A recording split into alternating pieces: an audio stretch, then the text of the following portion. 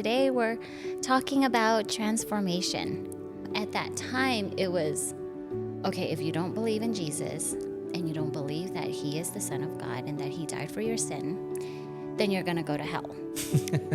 Very simply, I just go, well, I don't want to go to hell, so yes, I'll take Jesus. And I think a lot of people miss on that.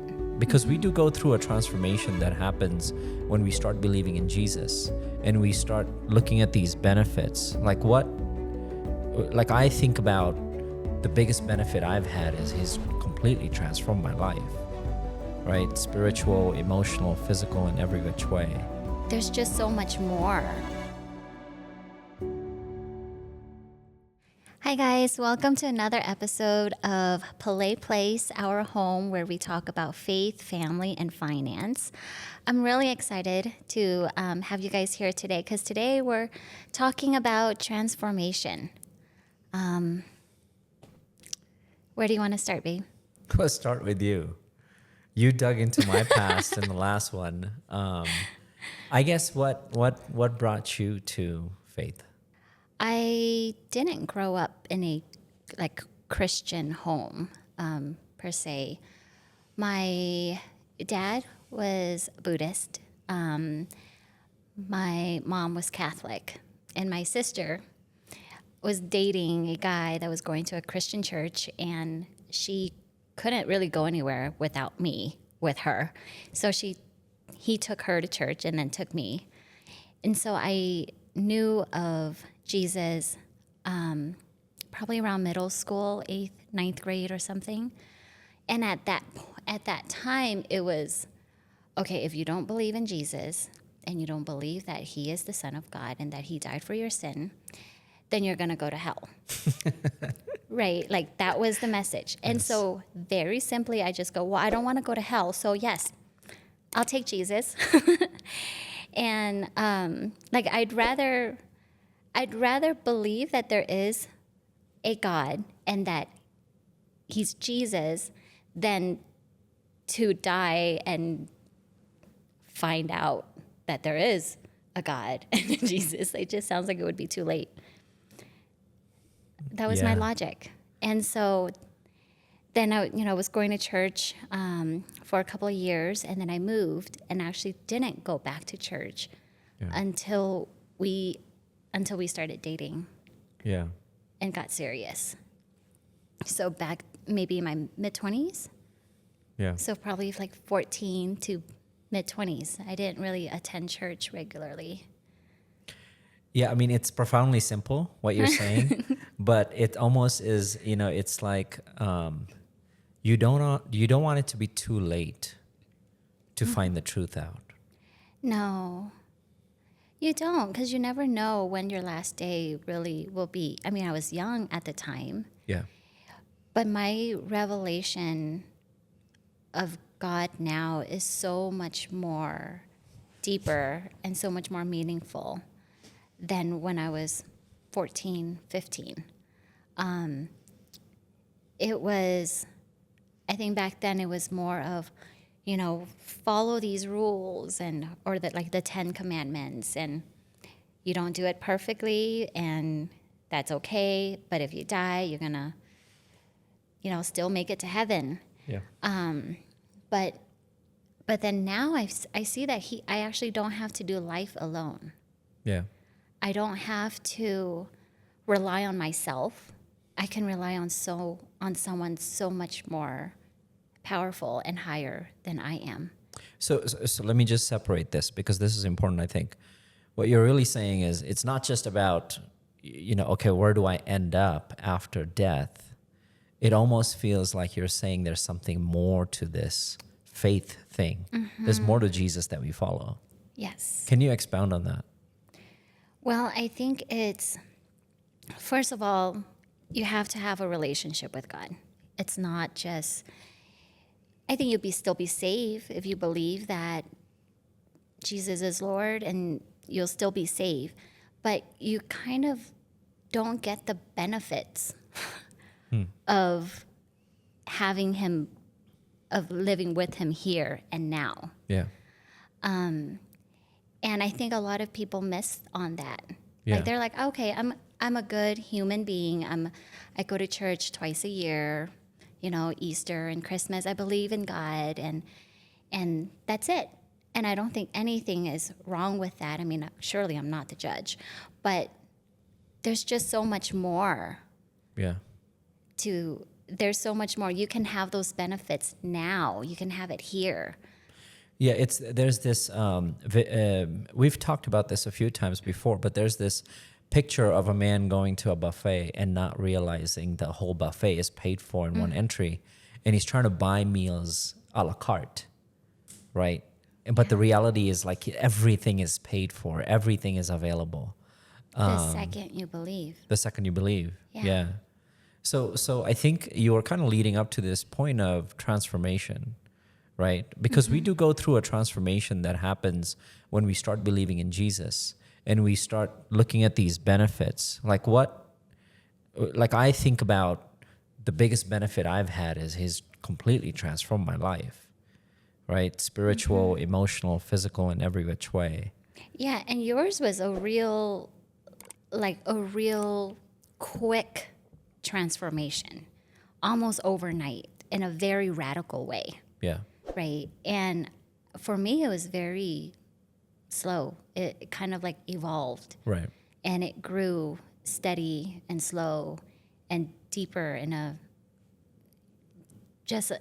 it's a more steady way. So I like hearing your radical change. Well, thank you. I mean, it's all God, obviously, right? But I mean, he is in the business of transformation, Yes. right? I guess the question would be, why does he do it? What's in it for God? I think he loves us.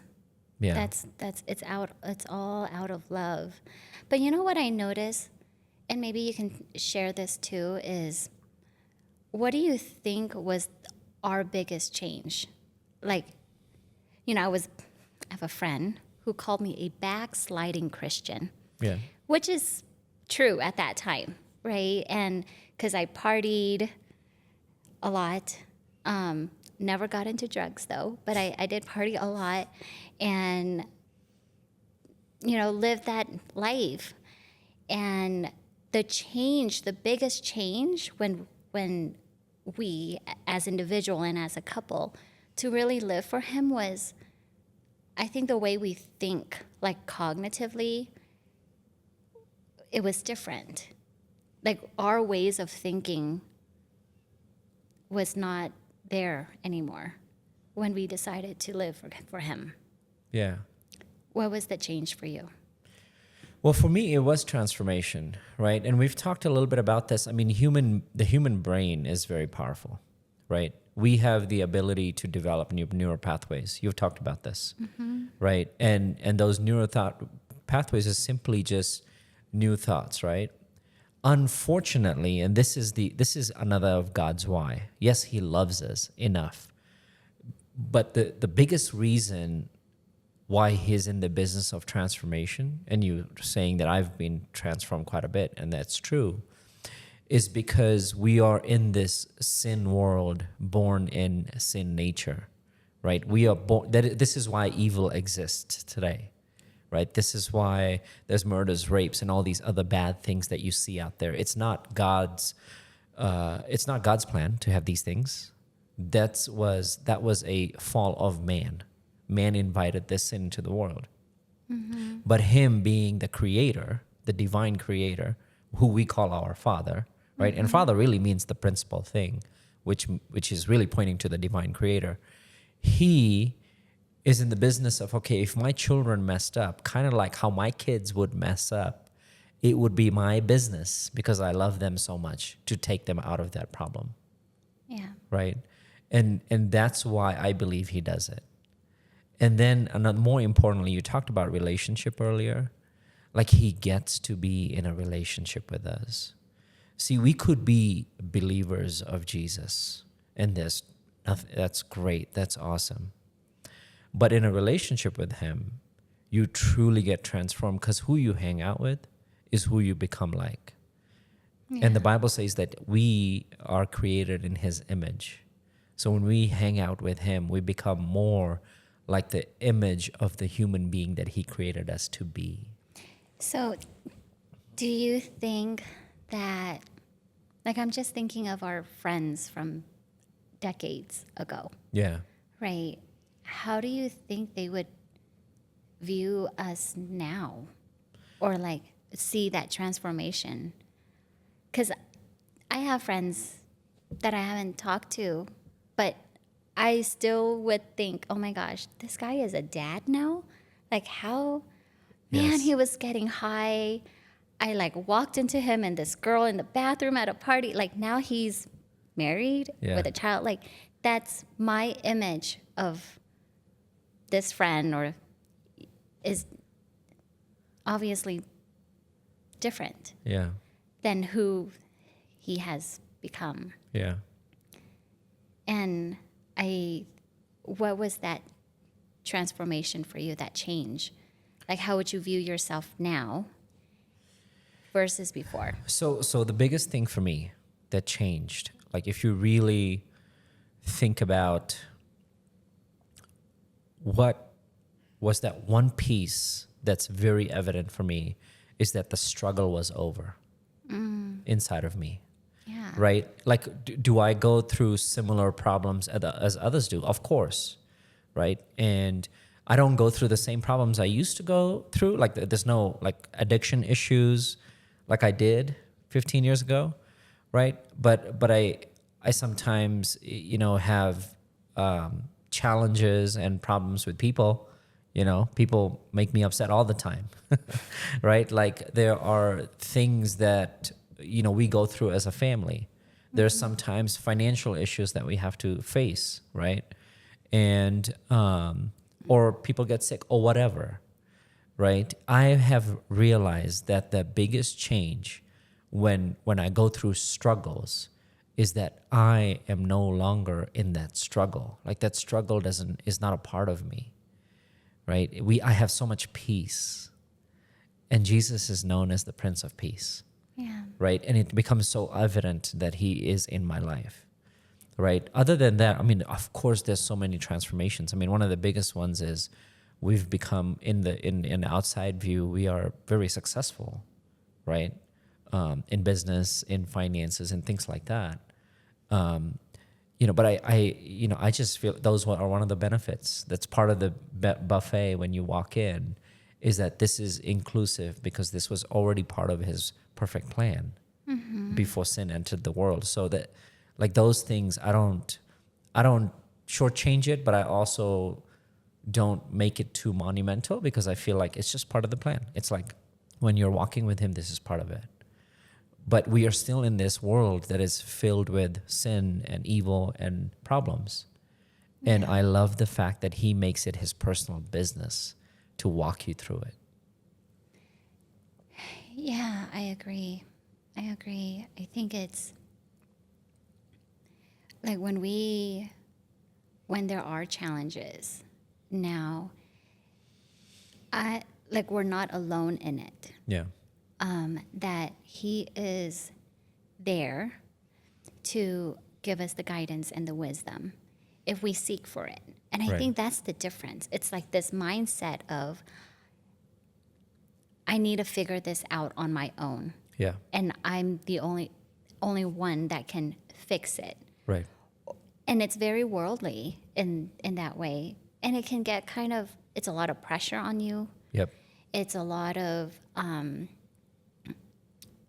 because things are out of our control. Well, I mean, let me just interject. Like, independence is highly promoted, right? Yeah. Independent man, independent woman. Like, you know, you can conquer the world by yourself. And you know, there's a good and bad to that. The good is people try to find the good in themselves sometimes to work through life. But the problem is you become reliant on you. Yes. And scripture calls that you have become your own God. Yes. And, you know, I think of, say there's this mountain that you need to climb, Right. and you don't have anything with you except there's you and this mountain that you need to climb. Yeah. And I believe that with your willpower, you can climb this mountain on your own and you can do it. Right. But with God, it's like, here's a water bottle. Here's I don't know, what do you need for climbing? Like, here's a belt, a rope. Here's all this. Here's ideas. Here's ideas, right? Yeah. You can still climb this mountain. Yep. Like freely with your own free will and your willpower. But with God, it's just easier. You still Right. have to climb. Life's still hard, Right. and it's still difficult, but then it's just lighter Right. because now you have all these tools with you. You have him Yeah. and he'll give you the strength and it won't feel as hard. I think even with our struggles our challenges, we don't really take it as impossible. It always feels like there's me, there's you, and there's God Right.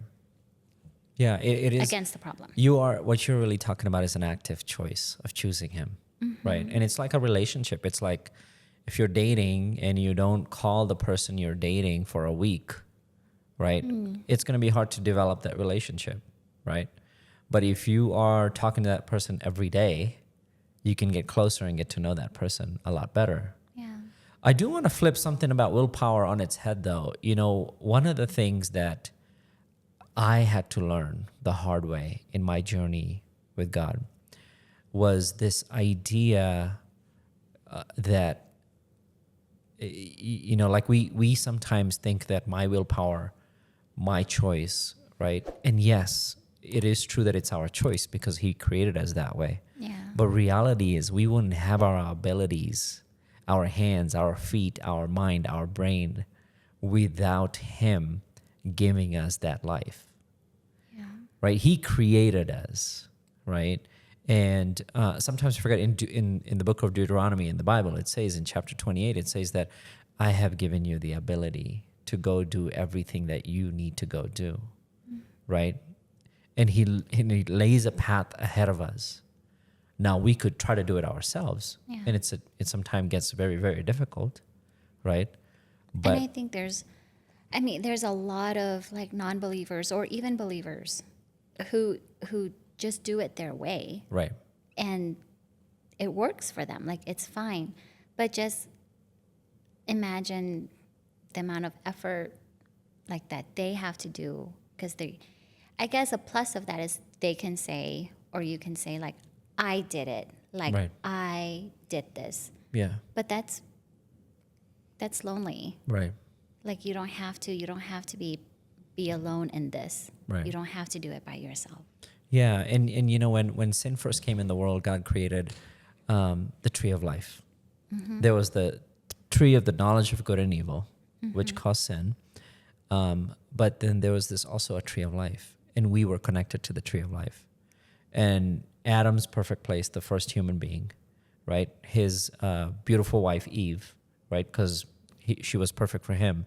They were designed to get everything from the tree of life, which is connected to God. God is the tree of life today. Yeah. So all our relationship and ideas come from him. I do have a question for you. So practically speaking, what does a relationship with Jesus look like? How do you cultivate it? How do you text God? I talk to him every day, even when I'm lazy and not really sitting down at my table, or like I wake up and I think about him and I talk to him and I go, Lord, like what's in your heart today? Yeah. What's gonna happen today? How do I solve this issue, this problem? And I would come to him. And I think when I get to my desk and I open up the word and I'm reading it, I am receiving it straight to my heart. Yeah. Sometimes it's like, okay, my brain, and I need to meditate on it. But eventually it does get to my heart and it sits in there. Yeah. So I feel close. I feel close to him, and I can totally tell the difference when I don't do it. Right. And I would also, I feel it in my behavior. I feel it in my emotions. You probably feel it Yeah, we feel it. You know, the when family I don't feels have it. time with God. Yes. Yeah. If I'm waking up and I start my mom hat, my mom duties or wife duties, and or like if I'm working and I get so caught up and so busy, you guys probably feel it too. You don't Right. feel the patient, kind, and loving wife. I mean, you've been complaining all week. Yeah. Yeah. You try it. Living with yourself. Yeah. And so, but then when you do go, babe, go and have time with the Lord. Go and Yes. have and spend time by yourself, because it's hard to hear. Like when you have 3 kids asking you different things, and you have, like, my mind is not silent enough to zone everything out and hear him. Right. I have to be very intentional. Right. We don't always feel like it, No. because the flesh, Yeah.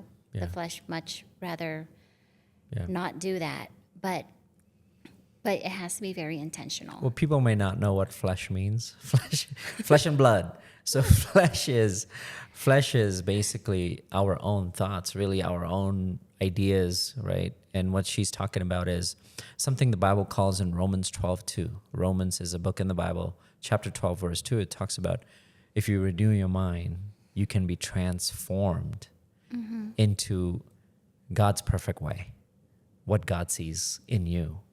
And I love it that you said heart, because the human heart is the communication apparatus. That's how God speaks to us. And you can even feel it sometimes. Like when we go to church and we listen to amazing music and we feel peace and love, and they call it surpassing your even understanding of what the world is like. And it is true. You get a taste of what they say God is. Yeah. When, let's go back to like the transformation. What do you think what changed for us? What changed for us? Like, What do you mean change for us? like when we decided to follow God, and the change for me was, it's not about what I think I want, Yeah. but it's about what is being in line with His will for me, Yeah. and trusting in that, Right. because it is going to be way more fulfilling. I think we doubled. For me, the double down became very easy to follow him when Well, you have amazing discipline. I do have pretty good discipline. Yeah, Yes. you do. I think that's why my relationship with the Lord just kind of evolved slowly and steady, because I'm not very good at waking up at 3 a.m.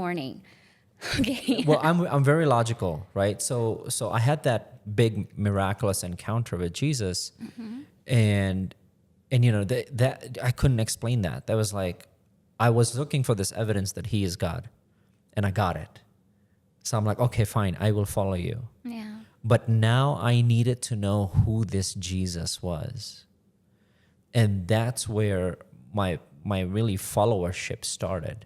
Is like I wanted to know if He is God, which means He is the ruler and creator of everything. And if He is going to come and visit me personally and get me out of religion, doing it my way, doing it man's way, or doing it based on a set of laws, right? Like, how would He have me approach Him? And I needed to get to know Him a little bit more first. Yeah.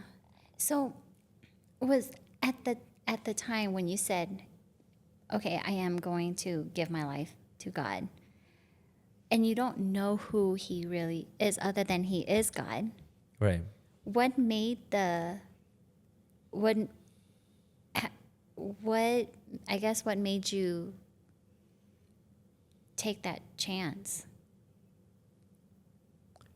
That to follow Him? Yeah, Because now, I mean, how we know the Lord now is very different Right. than how we knew the Lord 10 years ago, Correct. right? For me, was pure logic. Like, I don't want to go to hell. Sure, I Yeah. believe in Jesus, right? That was, Right. but now I feel like, oh my gosh, like he loves me. Yeah. He cares about how I feel. He Yeah. cares about my situation, that he wants to be there, and that he is loyal and he's faithful and he's Yeah. full of hope, and that he is full of wisdom, and that I can have it too. You know, it's not just I don't want to go to hell. Yeah.